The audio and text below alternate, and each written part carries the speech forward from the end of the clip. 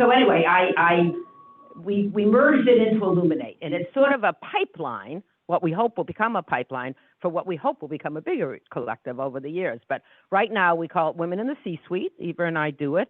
We bring women together who are women CEOs who've either applied to the collective and not gotten in, or interested perhaps in applying or not. I mean, and we put out initially a survey, and one requirement to be part of this was they had to respond to the survey. The first round, we got 100 responses. So for a year, we did CEOs of organizations under $1 million in budget, and then another one for CEOs over $1 million. Now we've merged the two, and we've got 45 participants. We're starting up next month again, right, Eva? And what it is it's a way to bring together women CEO, women leaders from all over the world who really want to be in support to one another. And the incentive is mainly to be a network. So create a network. It's part of a bigger vision, we hope, of Elluminate going forward.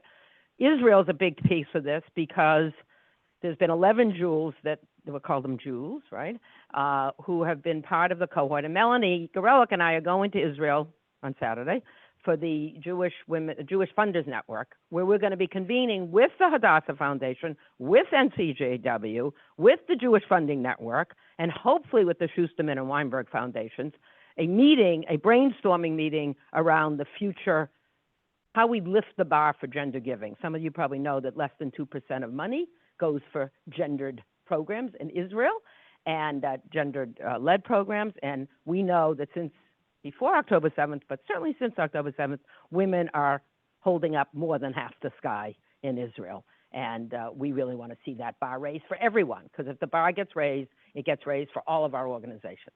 So that's it for me. I wanted to just explain why I'm here, what it has to do with what we're doing. So today's conversation is with one of our people who's been part of that C-suite group that we've been convening over the last year.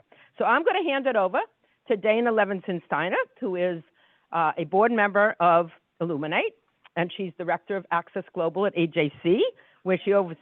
I'm not going to. Don't worry. I'm just going to tell you, she oversees the Young Professionals Engagement Program at AJC, another sister organization. So Dana, take it away.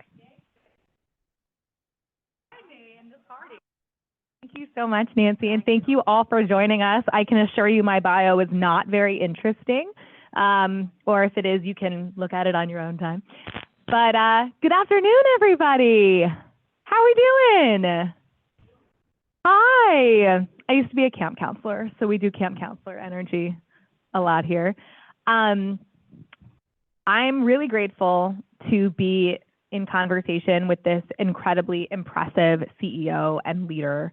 I would say I'm always inspired to be in conversation with amazing women CEOs and leaders, but I would say even more so because the last several months have just been so devastating and debilitating in a way that has really had an outsized impact on women. So I'm going to spend very little time sort of generating conversation because it's really an opportunity for you to tell your story and what you and your organization and your work, what you've been doing over the last several months. Because I can imagine that, the horrors and the stress of October 7th for any person would be devastating. But for women who were already at risk or women who were experiencing abusive environments or economic instability, this only made it that much harder. So tell us about your work first. Let's take some of the hard things or the harder things out of the equation for a moment, and tell us a little bit about your work that you do with your organization and what it would look like in sort of a normal environment.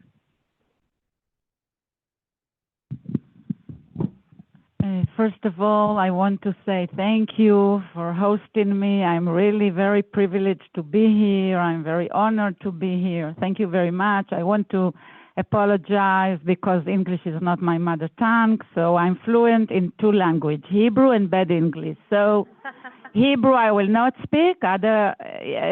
only if you ask. I will speak English.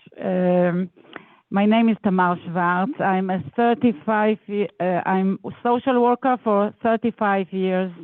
I'm in love in my profession as I just finished the BA studies. From time to time, I think, are there other professions than social work? No, not for me.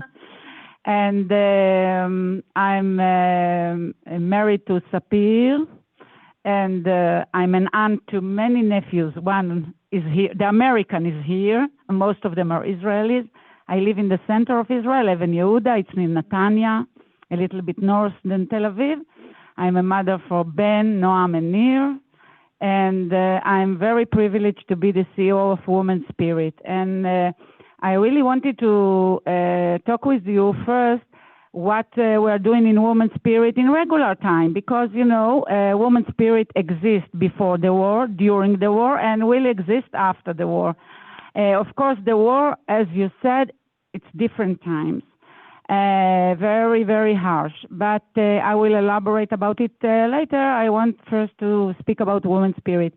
And I made a little presentation, but I understand there is a problem with the Zoom. There are some, okay, so I want to start with the short film that demonstrate the main thing that we do. Okay. So I will skip some slides. Forgive me for this. And I just want to go to the here. Can you, Sapir? Can you? Okay, we'll see it. Can you turn off the light? Maybe it will be better to see. It's in. Can you start it? It was English subtitles. זו קלישאה, אני יודעת, הוא היה אהבת חיי. התחתנו, בית חדש במושב. נכנסתי להיריון. החיים היו טובים. הוא חשב שאני צריכה לעזוב את העבודה שלי. הייתי קצת עצובה, אבל קיבלתי מתנת שחרור. 4.3 קילוגרם של תינוק בריא. קוראים לו שחר. והוא צדק. אני יכולה עכשיו להישאר בבית ולשמור על הבן שלנו. לגדל תינוק זה דבר יקר ומתיש. הייתי מותשת ובודדה ולבד. אז הוא הציע לעזור לנהל את כל החשבונות. מדהים איך שבהתחלה לא שמה לב בכלל. ואז הוא הציע שאני אכניס את כל החסכונות שלי לחשבון הבנק המשותף שלנו. ככה הוא יוכל לשלם יותר מהר על המשכנתה. כל הזמן אמר, זה לא כסף שלו, כסף שלי, כסף שלנו. לאט, לאט. ואז הוא החליט שאנחנו צריכים להיות זהירים יותר עם ההוצאות שלנו. הוא הכניס אותי לתוכנית כספית קפדנית. קיבלתי 60 שקל לשבוע, בשביל כל ההוצאות. אפילו לא יכולתי להרשות לעצמי את הדלק שייקח את שחר לבית ספר. אשכרה שכנע אותי שההליכה תעשה לנו טוב. ואז הוא התחיל לדרוש קבלות. על כל דבר. איפה הייתי? עם מי הסתובבתי? על מה בזבזתי? הוא לקח את כל כרטיסי האשראי שלי, וכשניסיתי להיכנס לתוך חשבון הבנק גיליתי שהוא שינה את כל הסיסמאות. ניסיתי לדבר איתו. אבל הוא פשוט נהיה כועס. הוא עמד וצרח עליי. הוא אמר לי שאני טיפשה, שאני לא מספיק טובה. הוא מאשים אותי, הוא אומר שזו אשמתי, שאני שכחנית. אני ממש צריכה לבקש ממנו כסף, לאוכל, לבגדים, להכל. לפעמים אני מרעיבה את עצמי, רק כדי שלא אצטרך לבקש. אני מפחדת. אין לי עם מי לדבר. הוא לא ממש שיקה אותי, אז אף אחד לא יאמין לי. אני לא יודעת מה לעשות. אני רק רוצה לקחת את שחר וללכת. אבל אני לא יכולה. אין לי כסף, ואין לי איך לצאת מכאן.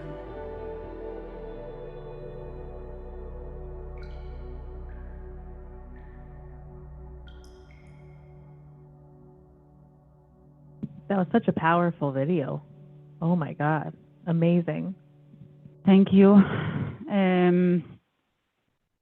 What you see in the movie, we got the rights from a British NGO who made this film in the beginning. Of course, it's okay. You can turn it. It's okay. What you see is she's an actress. Okay, it's not a real woman, but we wanted to demonstrate through this film, in metaphor, what is a woman, victim of violence, abuse, violence, economic violence is going through. Because people told us, what is economic violence? Everybody understands what is physical violence, okay? If I ask the public, what is the first association that goes into your mind when you think about a woman victim of violence? Most of the people in Israel, at least, will say a woman with a blue sign here, okay? Sexual violence, I think you don't have to explain. After the Me Too, everybody knows sexual violence. What is economic violence? It's very abstract. It's not something physical that you can see. And we always say to the woman, the blue signs are in your bank account. And this shows how it starts. We had a lovely house. He said, don't put too much burden on you to run a bank account. And you don't have to have a license. I will drive you everywhere. It starts very smoothly, very nice. And day after day, she is going into a trap. This is the metaphor of the water. The water are going up. At first you think, oh, nice water. Yes, you are like in a swimming pool. Then the water come here. You are suffocating. You cannot breathe. And then it's too late. She says, I want to take Shachar, my son. Shachar is my nephew also, but she's not talking about him. I want to take Shachar and I want to run away. But, and this is the big problem, who will believe me? And how can I complain? Because in Israel and also in the United States, there is not a law against economic abuse. There is a law against domestic violence. Violence is defined as physical and sexual, could be. Economic, it's not violence. Even the women that come to us, you know, I always say that the most popular sentence that a woman is calling us, she's saying, I'm not sure if I got to the right place because my husband didn't touch me. And we always tell her, he didn't touch you. The blue signs are in your bank account. He touched you. You don't define it as violence, but it is violence.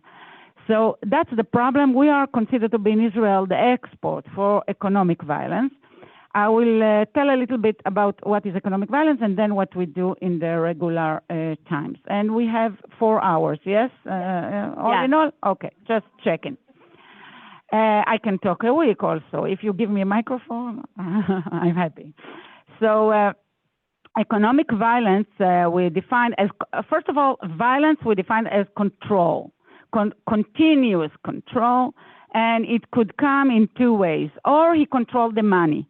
He doesn't let her go to work, or he let her, like this, he let her go, but he takes the salary. She has no control on her bank account. She doesn't have credit card. He give her cash money like you gave your children when they were small, like, you know, pocket money. Allowance. He give her allowance. She has to report everything, to bring a receipt, and it's written in what day, what hour did you buy this, why did you buy this. He control. And when I'm saying control, I will give you example. He is not allowing to put the hot water to like the Dud Shemesh. Dud Shemesh, you know, Dud Shemesh. It's like a hot water. The hot water, only cold. Or she just had birth, baby. She cannot breastfeed. And he says, I'm not allowing you to buy a formula for the baby, breastfeed, but I cannot. Your problem. This is for free. We don't buy formula. You know, we heard stories, really, you cannot believe. And I want to assure you that the women that we accept in the women's spirit, don't be mistaken. They are not only Arab society, poor women, uneducated women. No. We have this, but we have professor also. We have also celebrity in women's spirit. Of course, I will not tell name, but really, woman, if you look at her, you say, she was a victim of abuse, you wouldn't believe. It cuts all the layer of society. So the one is controlling everything. that is connected to money. The second is economic abuse by coerced debts. He's making debts. She doesn't know, or she's forced to sign because she lives in fear. And what is the bad news? Even if she discovered this and she says, I want to divorce you, and she divorced him, she's opening an independent bank account, you know what's the worst news? She has to pay the debts. Also in America. Also, if you're not married, if you're considered to be known in public, and even if your husband came to court and said to the judge, it's only me that made the debts. My wife didn't know. It's not that they are so tzaddikim, you know, tzaddikim. They are not so good people that they will admit it. But let's say there is one like this that will admit, even then the judge will tell the woman to pay. Why? Because a woman and a husband and a wife together, they are one legal entity. If something happened, to sue him in civil court, it's like suing yourself. You cannot do it. So this is the problem. It's a huge problem. It's in 99% of the violent home. Not all of the violent home have physical violence, but all of them will have economic violence. So Women's Spirit was established in 2007. I'm not the founder. I came to Women's Spirit in the end of 2015. I'm 8.5-year CEO. And we are from the north to the south. We have 33 workers and approximately 500 volunteers all over Israel. What we do, I always say that Women's Spirit was established from a sentence that said the mother of the founders. There are two founders, Maki and Diana, and they were raised in a violent home. And when they were already grown up, married, had children, their father, again beat the mother. This time they phoned the police after all those years. And all the authorities made their work. The police came, arrested the father went to jail. Okay. And then the mother told them the sentence that because of this sentence, Women's Spirit was established. She told them, what did you do now? You stupid. Now my provider went to the jail. How will I eat? I don't have money. He brought the salary. I don't work. What did you, I could live with the beating. Why did you complain to the police? You know, until that day, I'm saying this sentence, my whole skin shivered. Because this is the tragedy. She is trapped. And I will tell you another thing. I'm 35 years social worker. I knew that women do not complain from the first time they're getting hurt. It takes at least 10 years until they complain. And most of the women don't complain. We know it from the Me Too, right? We are all being harassed. Who complain? Hardly. This I knew. It takes a lot of time to get out of the violent husband, to make a violent home, to make a change. It's very hard to leave the house. You break the family, kids, everything. But the critical factor that leaves the woman in the vicious circle of violence is the economic violence. I will tell you something I didn't know before I came to Women's Spirit. 66%, it means most of the women that goes out of the violent home go back.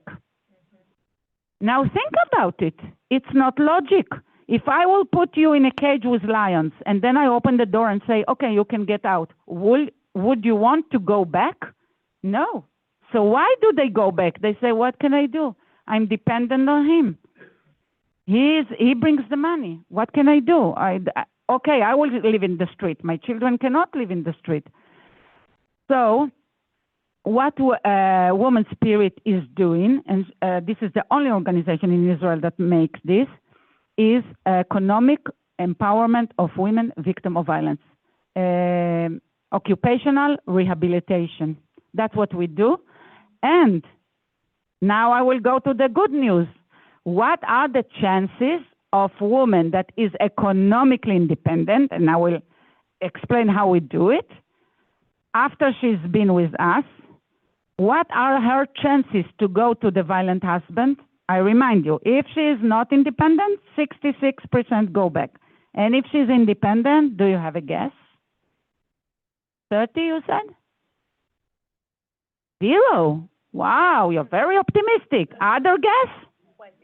20. What's your name, please? You with the white? Maddie. Applause to Maddie. 0.01%. Very good, Maddie. So, really, you see how it drops? Usually people think like you, 20, 30, okay, 66 go back. If they're independent, it goes to half. 0.01. So what I'm telling all the time to the Minister of Welfare in Israel, it's not only professionally right to invest in women victims of violence, it's also economically good logic because violence costs money. If you stay in the violent home, then you have to pay to the police, to the judge, to jail, all this costs money. If she's independent, no, she is not on the payroll of the Ministry of Welfare. Okay, so what do we do? Occupational rehabilitation in Israel, usually it's half a year, and it's group counseling. You teach people how to write CV, how to go to an interview, working skills. Women victims of violence, most of them suffer from PTSD, post-traumatic disorder, and even complex PTSD. So half a year and only group, you lose them. We are doing a 2.5 years process. Every week, very intensive, very boutique. They get mentors. The mentors are volunteers. We train the mentor. We supervise the mentor. It's a great work to work with. It's not that the mentor come, okay, take this woman and bye-bye. No. We ask them all the time. We invest a lot in our mentors. A woman can get in Women's Spirit a mentor, a coach, a scholarship to go to the gym club, to work on her body image, scholarship for learning profession, a laptop. She get a pension consultation. She get the first thing that she get. We go with her hand in hand to open a bank account. They are afraid from this, and really, the first year is to lift her self-esteem because when she come to us, I'm always saying she's not on the ground, she's under the ground. She doesn't look in your eyes when she speaks with you. And the second year, we are working on working skill. So this is the private domain. We are also, I always say that in Women's Spirit, we work on 3 legs. One is the private domain. The second is the education. We see all the Israeli public as our social agent, because even if you work in high tech, you have nothing to do with social work. But the woman sits near you, says to you, look, my husband is calling me 30 times. Look at my mobile. He's calling me 30 times. Wow, he's in love with me. Well, maybe in love, maybe obsessive love, okay? So we train people how to identify signs of violence and who to refer to. And I'm also happy to tell you that we made a legislation that every person who is studying to be cosmetician or hairdresser, in Israel it's a course of a whole year, is getting 2 days workshop with us, how to identify and how to refer women for help, because most of the women go to hairdresser and cosmetician, and also they go, thank you, and they go more than one time. So it's a very good platform to identify signs of abuse. The third leg is legislation. I will tell you a secret, I'm sure you know. The personal is political, yes? The problem of this woman and this woman and this woman is bigger than them. And we have, unfortunately, we have barriers in the society that stop women victims of violence. First of all, men and women are not equal. Well, we know that, yes? We have gap in salaries, in high rank position, and so so forth. So the violence is occurring in a specific environment, in a specific social structure. It's not in the air. And for example, we wrote a suggestion of law to avoid economic violence. What we ask from the state of Israel, we don't ask money, we don't object money, but in this law we don't ask for money. We ask that if a person, it's written female and male, but usually it's a woman, if a woman can prove that she suffered from economic abuse, then she can sue the person in court, that it will be a felony, there will be a name on it. Mm-hmm. And now they cannot. So this is the law that we try to promote. Unfortunately, only 8 years I try to promote, only, yes, I'm cynical. And I want to tell you, in the Israeli parliament, in the Knesset, you have to vote for a law 3 times, the member of the Knesset. And it went through the first cycle, and then we came to the second cycle, and we have a very, very right-wing government, and many religious. And the Minister of Treasure of the Economic, Bezalel Smotrich, did you hear about him?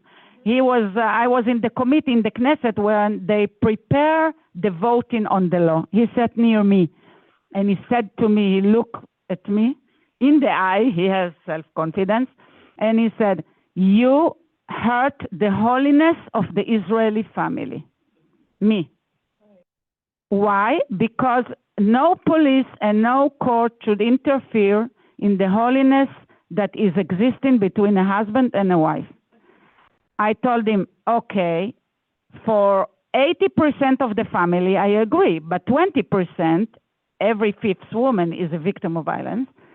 For 20%, the law should interfere because there is nothing holy in this family.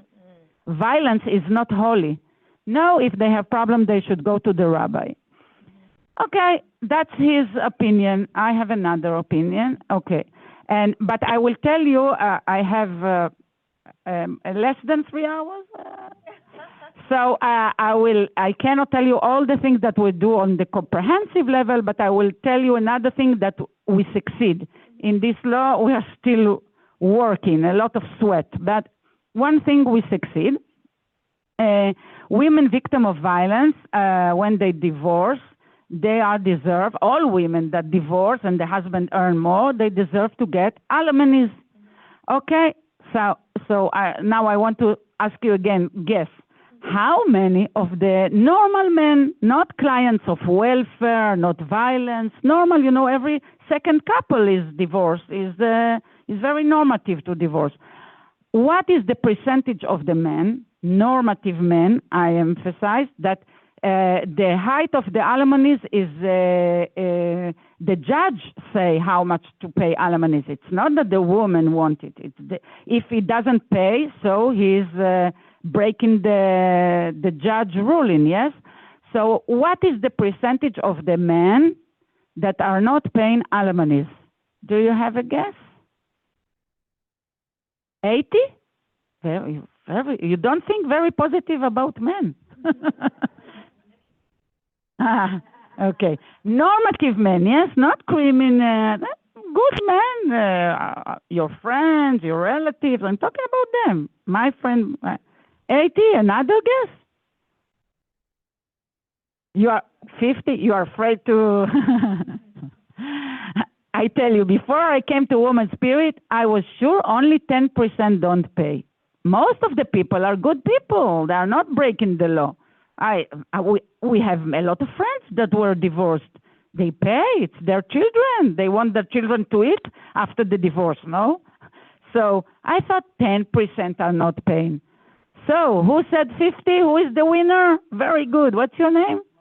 Marta. Very good for Marta. So 48% don't pay. Every second man is not paying. Wow. And how much of the violent men, divorced men, are not paying alimonies? Do you 80? Do I have another number? 90? 100? Very negative. He's right. No one. No one is paying. Usually, violent husbands say to the mother of his children, "You are so chutzpah, chutzpah. You are so, you got the guts to divorce me? I will not pay." He revenge her. He will not pay.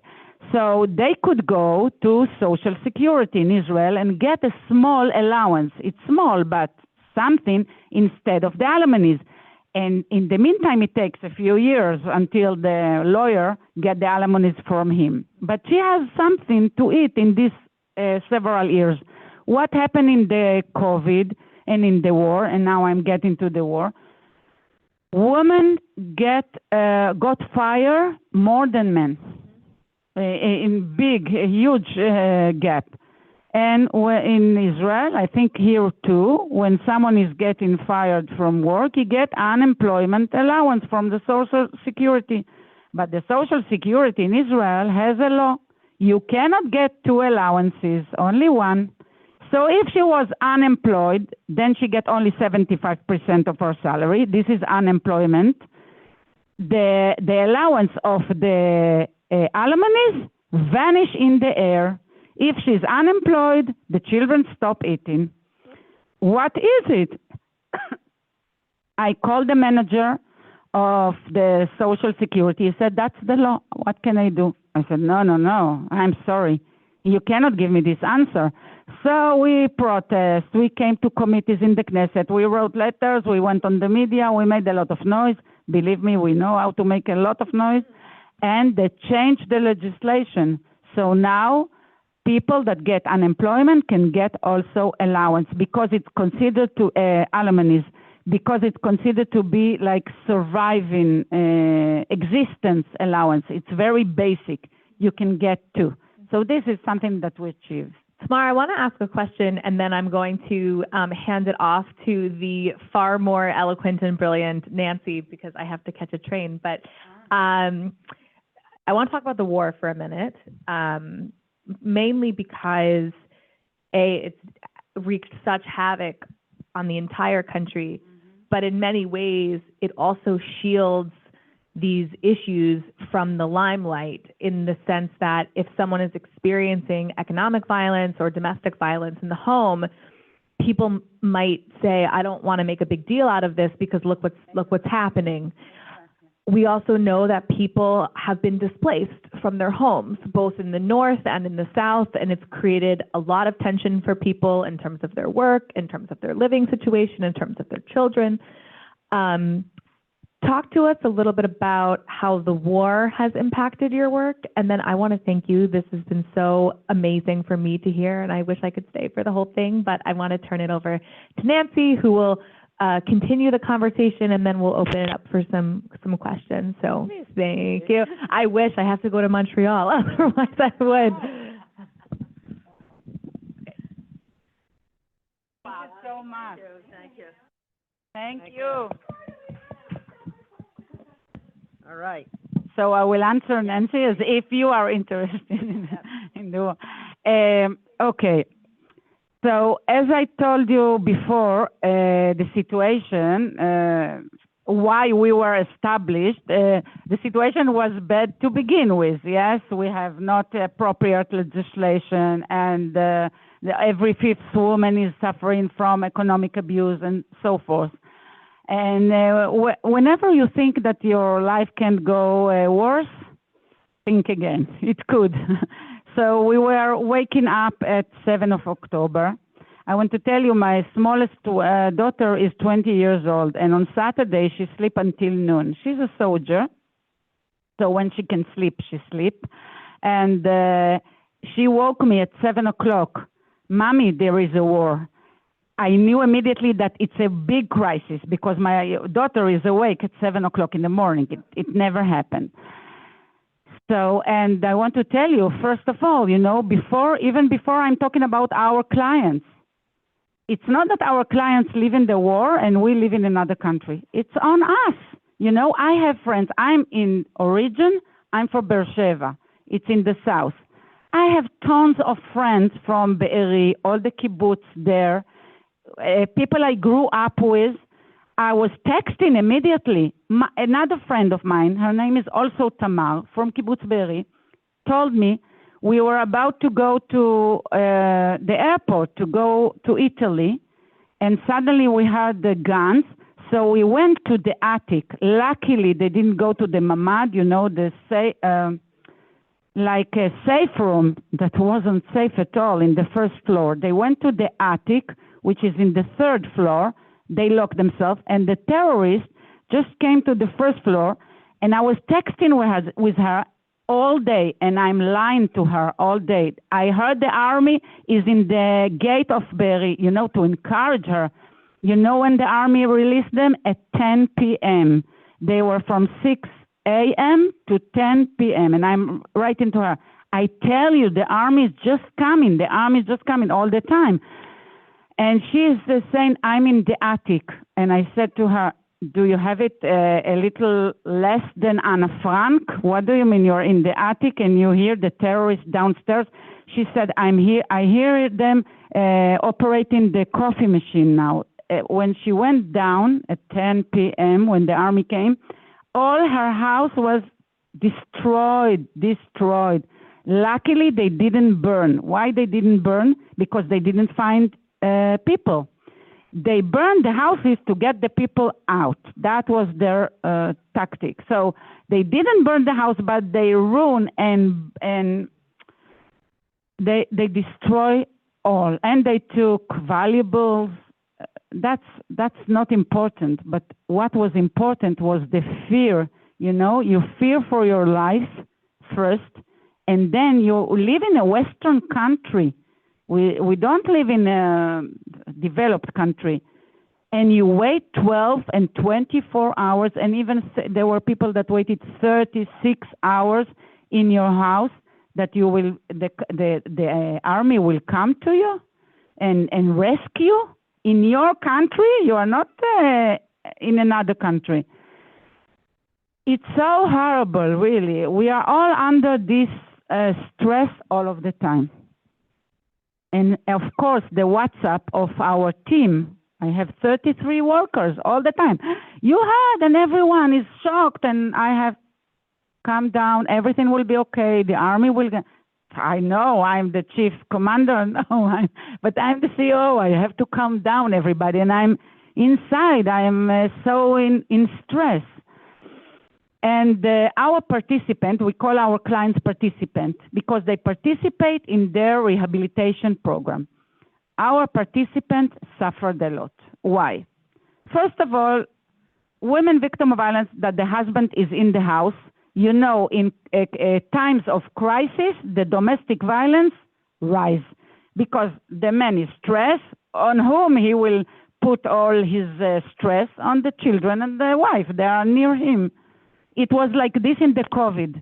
In the COVID, the applies to us rise 4 times, double 4 times. Exactly the same in the war. If you go to the army, in Israel, all men should go to the army even when they finish their obligation, every year for a month. It's a reserve army, yes, thank you. So if he goes to the war, she got rid of him? No, he comes back on weekend. And you know how men are coming back from war? With aggression inside them, because that's war. That's war is about.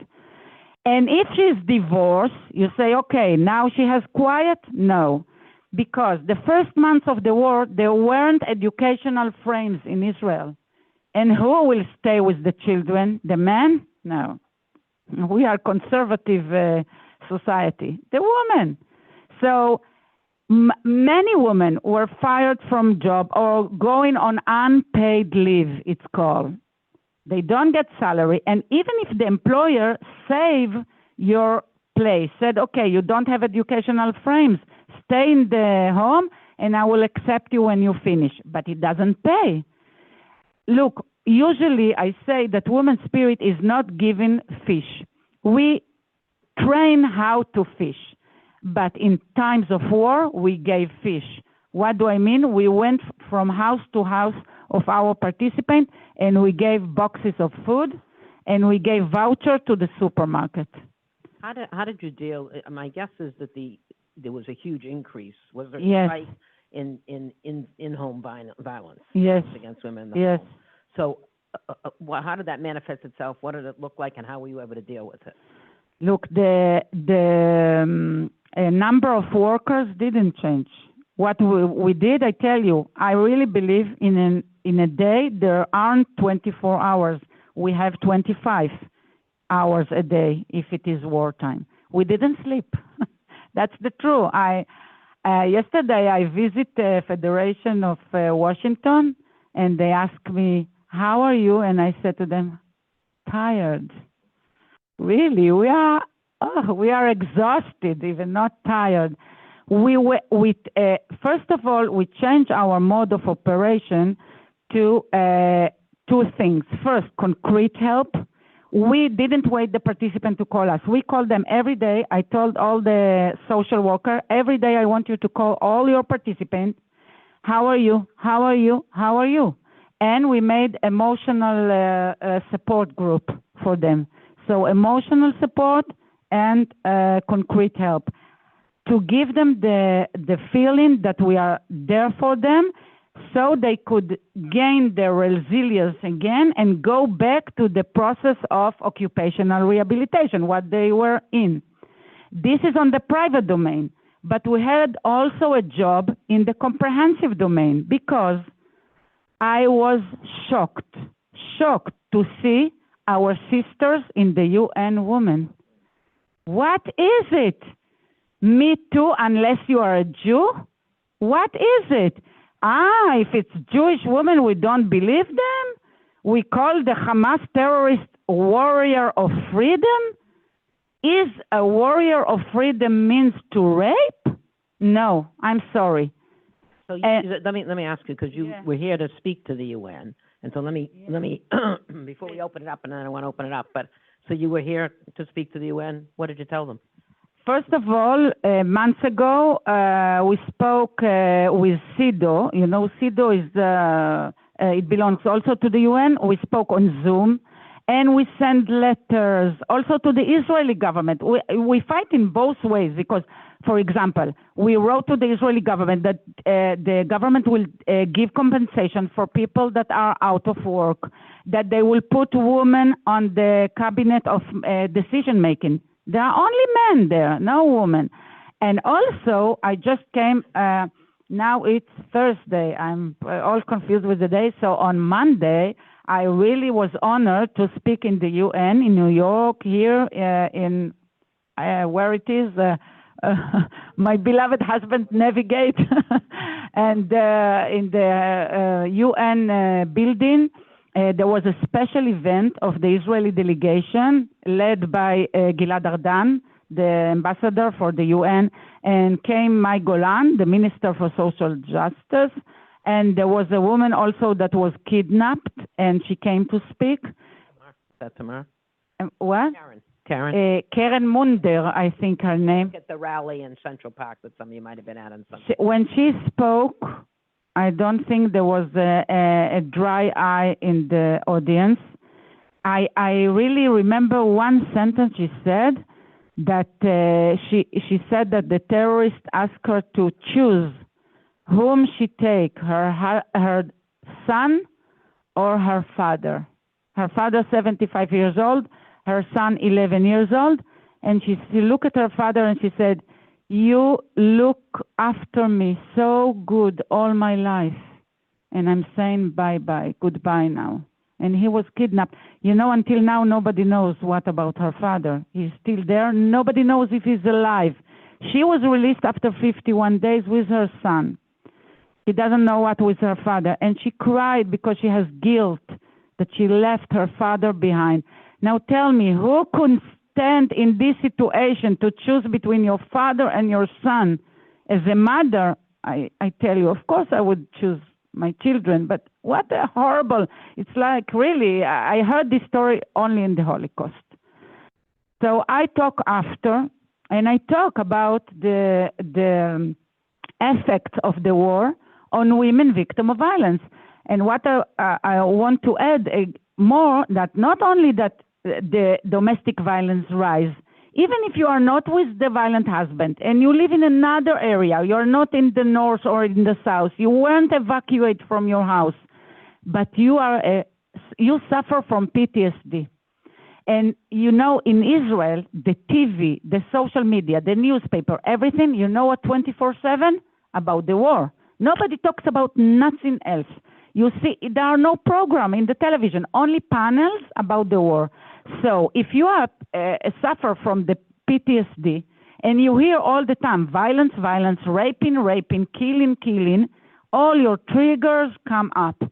So really, our participant got into a very, very hard mental and emotional state. And we are there to contain and to comfort and to hug them and to push them back to life, because life goes on in Israel. Life goes on. We have no other alternative. We have no other country. Okay, I want to see if there's questions. Go ahead, Barbara. Why don't you start and we'll go around.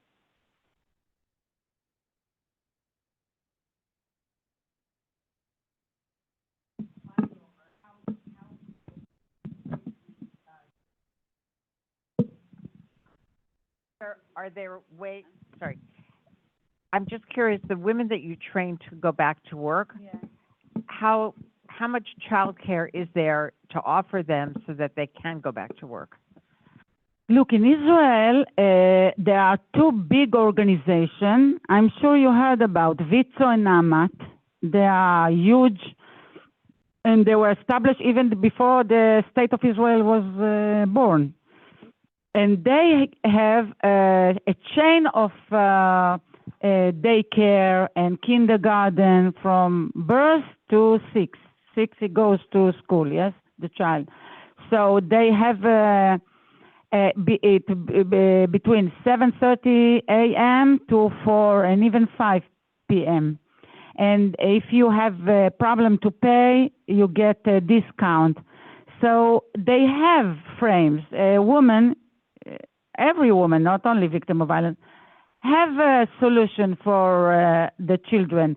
Of course, in the evening, no. You have to get a babysitter, someone. But I think educational frames are working good and can help the woman to be free to go to work, yes, in Israel. Another question? I think in the corner. Go ahead. Go ahead. You just take the mic because we're Zooming. I don't know. Oh, for Zoom. Yeah. Okay. Hello. One, Yes, two, we three. hear you. Okay. Number one, and it's 3 parts.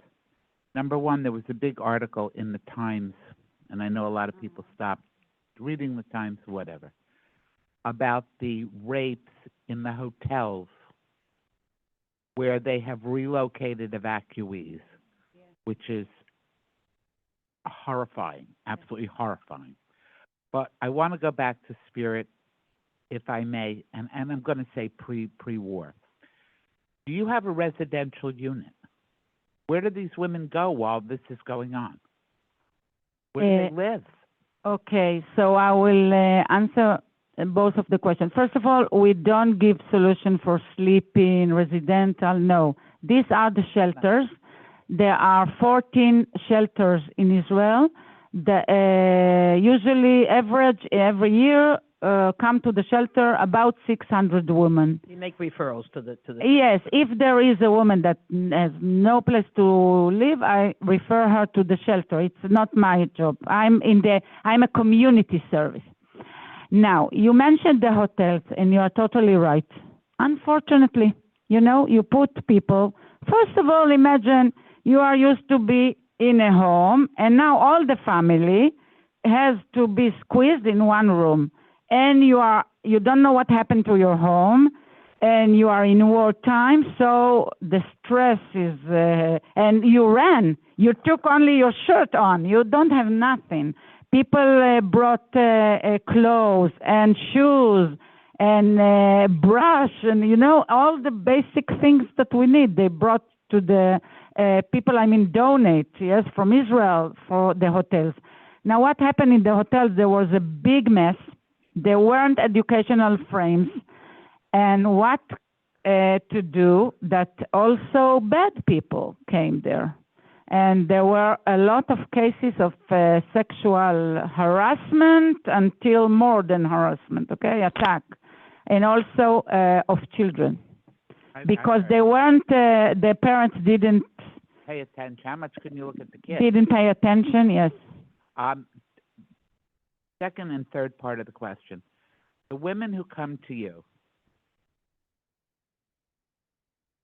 do the husbands sue for custody of the children while these women are going through this? And what happens with these women with their ability to get a get?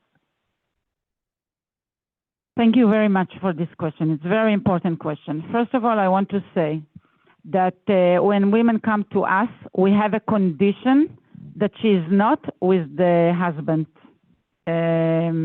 He got the custody, yes, because unless the custody was taken from him. But the condition is that she is not with the husband, and this is for two reasons. The first reason, imagine to yourself that the woman, she's still living with the husband, and she come to us, and she hear what we say to her, and then she go back, and she's going to her husband, Moses, you hear? A woman's spirit told me that I should have an independent bank account. What do you think about it? Well, of course, it will make her be in bigger danger. Yes, because this Moses, he doesn't love his wife to be independent. He like that she will be small and controlled. So first of all, it's dangerous. Second of all, if you are still with the abusive partner, then you are not available, you are not free in your mind to hear what we have to say. You always, feel insecure. When will come the second beating? You are not free. So we don't wait for the get for her to be divorced, because this in Israel could take years, with our, it's like court of Rabbanut. Yes, you have it here also.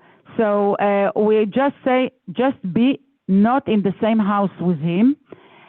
And if she is with him and she insists on coming to us, we say to her, okay, go to the welfare center. There are special centers that give psychotherapy to women victims of violence, and bring us a letter that they say that your husband is being treated there, get psychotherapy, and is not violent now.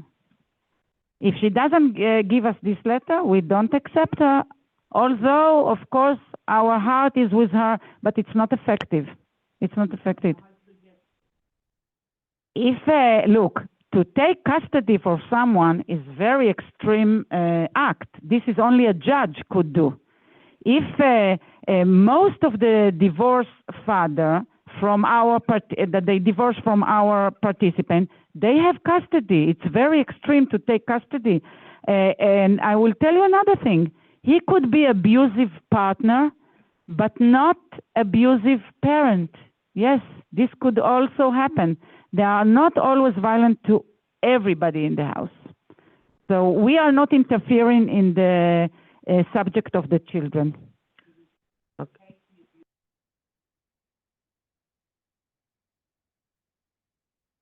Take the abuse. The shelter, yes. The shelter, yes. Take the children, yes. Yeah. Okay. Any other questions before we? Yes, Barbara. One last question, and then we'll close it up.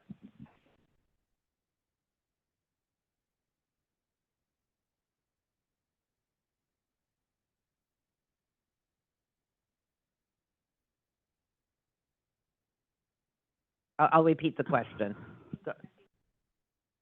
She's asking if the 50% that don't pay custody, are they allowing a get? Alimony, I'm sorry, alimony. Well, the truth is... The get, you're talking about, yeah. The truth is no. If you see those people, they look like your neighbor, my neighbor. No, they are not, they just don't want to pay. Are they giving a get to the woman? The get is in the court of the Rabbanut. It's another court in Israel.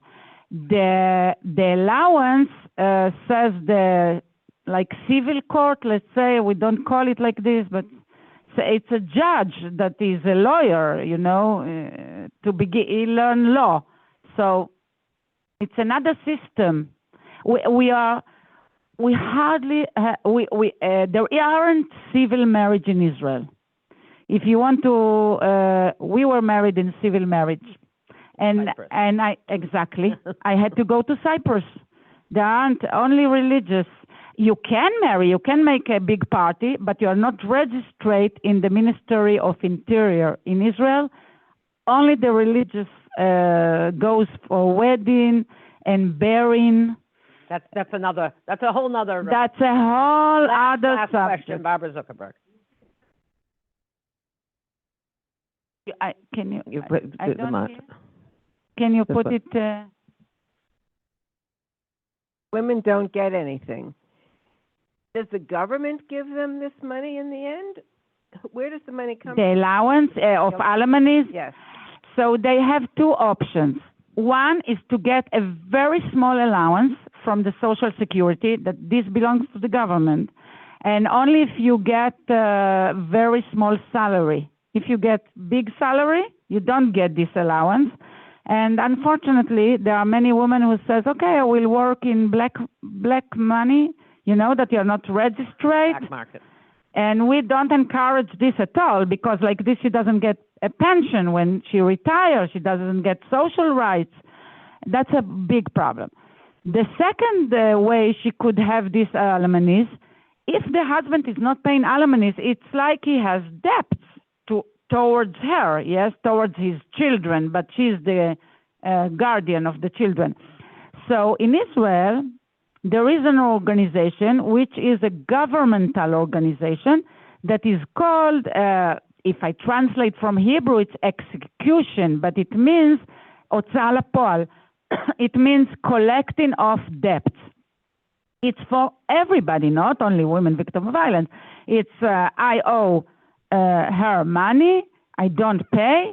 She can go to this organization and tell them, Tamar is not paying me, and they will send someone to me and take my car, take my television, take my bank account, so they could take the money and give it to her that I didn't pay her.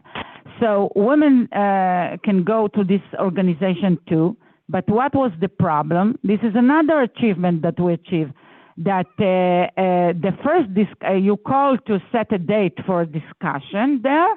It's like a little court. It's like court. It's not exactly court, but like. So she should go there and her husband should go there, and she says, he didn't pay, and he will say, you're a liar, I paid, yes, and it's like in court. And they got the first day, from the day they call, a year after. Why? Because this organization is overloaded.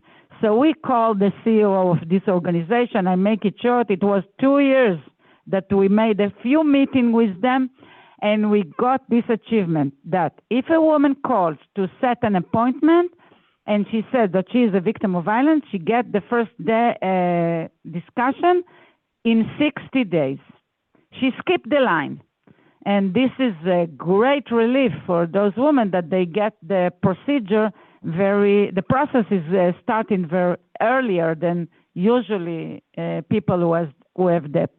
So that are the two options that she has. Wow. Well, we could spend a few more hours, but I think no problem. I want to thank Tamar. Thank you. Thank you. Thank you for your work. Thank you for holding up half the sky. That we forget that women are at least half the sky. And we really appreciate it, and thank you for your advocacy on behalf of women who sometimes don't have a voice. So we thank you.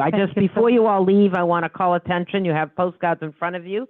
The Elluminate annual luncheon is honoring Ayla Morgan, who's a visionary philanthropist.